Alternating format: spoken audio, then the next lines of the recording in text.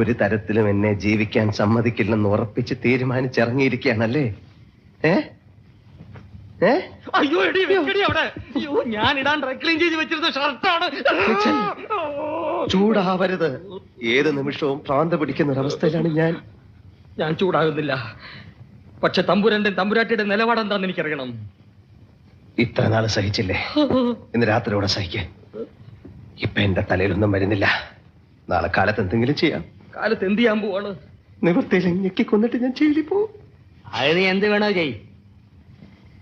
ഇപ്പൊ ചാപ്പാട് പുറത്തെടുത്താ മുഴുവനുള്ള അടിച്ചു കയറ്റി കളയും. അങ്ങനെ വല്ല പ്രശ്നമുണ്ടെങ്കിൽ ഇവളെ ഉറങ്ങിയിട്ട് നമുക്ക് എടുത്താ മതി. പ്രശ്നമുണ്ട്.